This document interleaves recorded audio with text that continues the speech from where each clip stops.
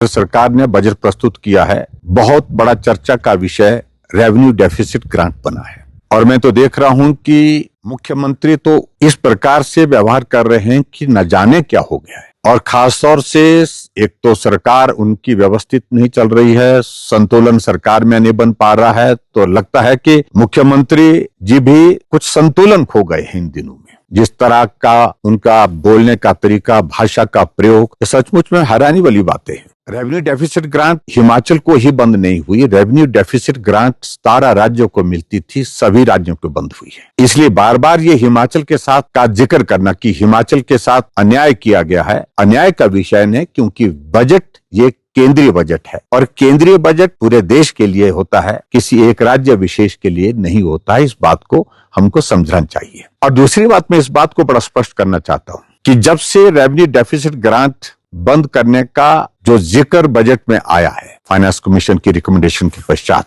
उसके पश्चात हिमाचल प्रदेश में अधिकारियों ने जो एक प्रेजेंटेशन की, और मैं विशेष तौर से कहना चाहूंगा जिस प्रेजेंटेशन के लिए मुझे भी मुख्यमंत्री जी कह रहे थे बुलाया था, लेकिन मुख्यमंत्री जी कब आपने हमको पत्र भेजा। और दूसरी बात, मैं सारी चीज को लेकर के उसमें कुछ ज्यादा महसूस नहीं करता कुछ कहने की आवश्यकता। आप तो चिट्ठी जेब में डाल करके लोगों को दिखा रहे हैं कि मैंने ये चिट्ठी जयराम ठाकुर को भेजी थी। आप एक दिन पहले हमको चिट्ठी भेज करके क्या संदेश देना चाहते हैं? आपने हमसे बात की होती तो मैं अपना कारण बता सकता था, लेकिन आपने उचित नहीं समझा बात करना, क्योंकि संवादहीनता हमारे ही साथ नहीं है, आपके अपने मंत्रियों के साथ भी है, आपके विधायकों के साथ भी है, अपनी पार्टी के आपके नेताओं के साथ भी, क्योंकि आपको पूछने की आदत, किसी के साथ चर्चा करने की आदत नहीं है। खैर, मैं उस सारी चीज को लेकर क्या कहना नहीं चाहता बहुत ज्यादा, लेकिन मुख्यमंत्री जी, आप रेवेन्यू डेफिसिट ग्रांट के बारे में जो बातें कह रहे हैं, मैं बड़ा स्पष्ट करना चाहता हूं कि 16वें वित्त आयोग में रेवेन्यू डेफिसिट ग्रांट बंद करने का ऐलान अभी किया, लेकिन तैयारी 15th फाइनेंस कमीशन ही नहीं, 12वें वित्त आयोग के बाद बार बार फाइनेंस कमीशन इसी बात को कह रहा है कि रेवेन्यू डेफिसिट ग्रांट को आप अधिकार के रूप में नहीं ले सकते। आपके लिए मदद है केंद्र की ओर से, लेकिन ये आपके इस तरह से नहीं कि आप इसको you can take it for granted, ऐसा नहीं संभव है। और फाइनेंशियल डिसिप्लिन मेंटेन करिए, बार बार कहा जा रहा था, लेकिन ये सच्चाई है कि हिमाचल प्रदेश में लंबे समय सत्ता रही कांग्रेस पार्टी की। अगर फाइनेंशियल डिसिप्लिन अगर बर्बाद हुआ है, तबाह हुआ है, हिमाचल अगर आर्थिक रूप से पटरी से उतरा है, तो उसमें बहुत बड़ा योगदान उन सरकारों का रहा है। मैं उस बारे में कोई बहुत ज्यादा इतिहास में ज्यादा जाना नहीं चाहता हूं। क्या आपको याद है 30th फाइनेंस कमीशन जो 2010 से 2015, उसमें कितना पैसा मिला था रेवेन्यू डेफिसिट ग्रांट का? 7,800 crore rupees only. 14th finance commission में जब देश में यशस्वी प्रधानमंत्री नरेंद्र मोदी जी सत्ता संभाले, तो उसके पश्चात उन्होंने हिमाचल प्रदेश को हाईएस्ट रेवेन्यू डेफिसिट ग्रांट दी 40,000 करोड़ की, 40,000 करोड़ की। और उस वक्त किसकी सरकार थी? आगे बढ़कर के 15th फाइनेंस कमीशन की बात, जो 2020 से 2025 के लिए, उस वक्त revenue deficit grant Himachal Pradesh को मिलने के लिए भी आनाकानी कर रहा था। फाइनेंस कमीशन कह रहा था कि संभव नहीं है, लेकिन हमने कहा कोविड का दौर है, इस वक्त पूरी दुनिया की, देश की, प्रदेश की इकोनॉमी बहुत बुरी तरह से प्रभावित हुई, इसलिए बहुत जरूरी है कि मिलनी चाहिए।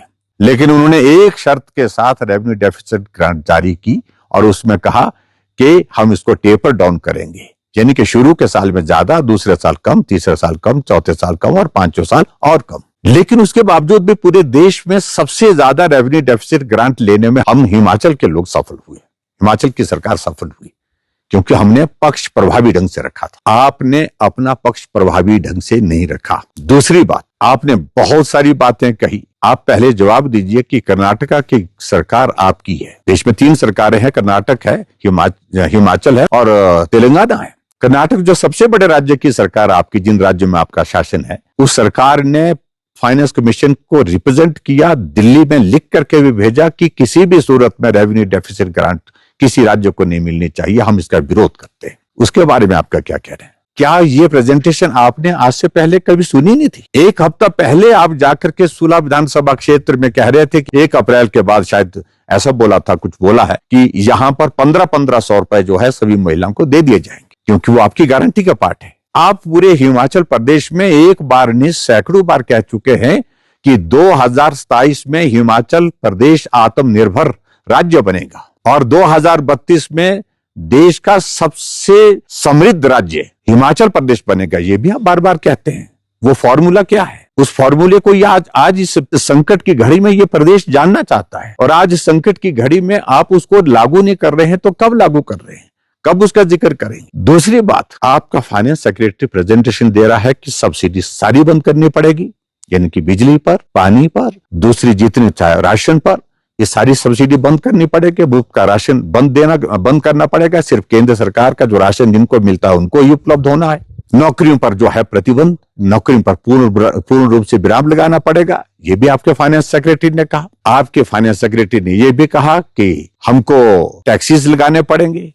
बहुत सारी चीजों का उन्होंने जिक्र किया। और उसके बाद ये भी कहा कि विकास कार्य ठप करने पड़ेंगे, बंद करने पड़ेंगे, जो पिछले 3 साल से बंद पड़े हैं। और ऐसी सूरत में जब सब कुछ बंद करने के बाद भी आपके फाइनेंस सेक्रेटरी कहते हैं सब्सिडी बंद, ओल्ड एज पेंशन बंद, और जितनी भी हमारी हिमकेयर का जो पेमेंट वो जो ड्यू है वो बंद, हिमकेयर योजना बंद, सहारा योजना बंद, सारी योजनाएं बंद करने के बाद भी 7,000 करोड़ से ज्यादा का गैप रहेगा, उसको भी पूरा करना बोलता हमारे लिए कठिन है। ये आपके फाइनेंस सेक्रेटरी कह रहे हैं। और फिर आगे बढ़कर कहते हैं कि ओपीएस से हमको शिफ्ट होकर के जो है ये फाइनेंशियल लायबिलिटी जो है यूपीएस की तरफ करनी पड़ेगी। ये भी उन्होंने जिक्र किया। हम तो कुछ बोल ही नहीं रहे, हम तो सिर्फ सुन रहे। हमने तो सोशल मीडिया या मीडिया के माध्यम से वो प्रेजेंटेशन सुनी, आपने तो अपने सामने प्रस्तुत की। ऐसी सूरत में मुख्यमंत्री जी बार बार इस तरह के अनाप शनाप बयानबाजी करना, हम विपक्ष में हैं। मैं अपने संगठन की पार्टी की बैठक में जाकर के कार्यकर्ताओं को तैयार होने के लिए बोलता हूं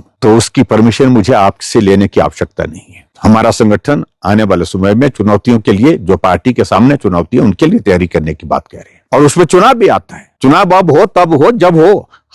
हम कहां कह रहे हैं? आप तो बहुमत में हैं। आप सरकार चलाने की स्थिति में बहुमत होने के बावजूद नहीं हो पा रहे, क्योंकि आपके साथी नाराज हैं, आपके मंत्री नाराज हैं। और आप इस प्रकार से हिमाचल प्रदेश में जो अर्थव्यवस्था को तबाह करने के लिए एक नहीं अनेकों चीजें कर चुके हैं। विकास कार्य ठप हैं, तो वजह क्या है? और हमसे आप पूछ रहे हैं कि 37,200 करोड़ रुपए की रेवेन्यू डेफिसिट ग्रांट पिछले 16वें वित्त आयोग में मिली, तो क्या किया? मैं आपको बताना चाहता हूं, हमने जनहित की योजना शुरू की। हमने गृहिणी सुविधा योजना हिमाचल प्रदेश में, हमने हिमाचल प्रदेश में सहारा योजना चलाई, हमने हिमकेयर चलाई, मुख्यमंत्री स्वावलंबन योजना चलाई, हमने हिमाचल प्रदेश में शगुन योजना चलाई, हमने जनमन चलाई। आपने सारी की सारी बंद की, लेकिन सब बंद करने के बावजूद आखिरकार ये पैसा आप कहां खर्च रहे हैं? जो हिमाचल प्रदेश का जो बजट का पैसा, आप तो विधायक निधि को भी देने की स्थिति में नहीं हो पाए। आप विधायक निधि के साथ साथ में जो ऐच्छिक निधि मिलती है विधायकों को, उसको भी आप बंद करने में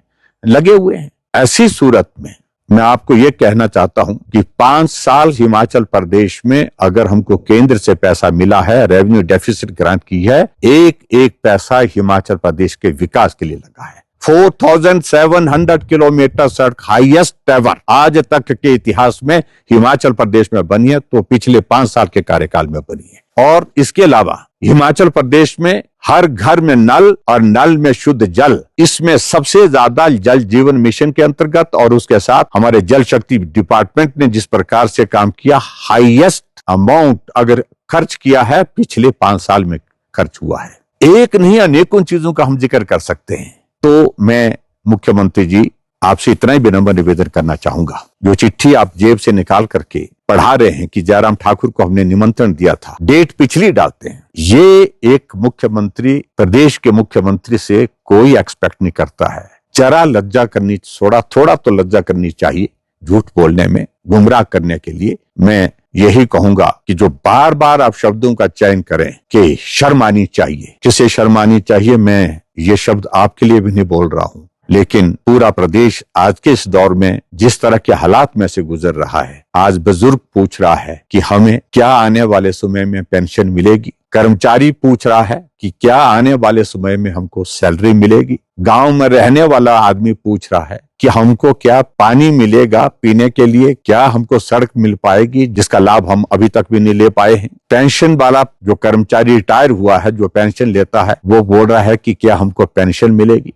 तो ऐसी स्थिति आपने जो पैदा की है हिमाचल प्रदेश के लिए, इसके लिए मेहरबानी करके इसके लिए आप ना तो केंद्र सरकार को दोषी ठहराइए और ना ही प्रदेश की पूर्व सरकारों को दोषी ठहराइए। इसलिए तथ्य पर बोलिए, जो हकीकत है, सच्चाई है, उसको लोगों के सामने रखने की कोशिश करिए।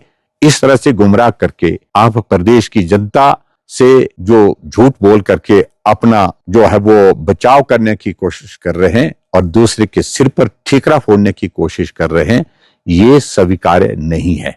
आप जिम्मेवारी से मुक्त नहीं हो सकते हैं। योद्धा आप ही नहीं हैं, बहुत सारे हैं। गलतफहमी में मत रहिए। और मैं ये भी कहना चाह रहा हूं कि कोई भी आदमी, संघर्ष की अपनी अपनी कहानी होती है, आपकी कहानी अलग होगी, लेकिन हम भी संघर्ष करके यहां पर पहुंचे हैं और इसलिए किसी को अगर आप सम्मान नहीं दे सकते हैं, अपमान भी मत करिए। ये मैं मुख्यमंत्री जी को कहना चाहता हूं। बहुत बहुत धन्यवाद।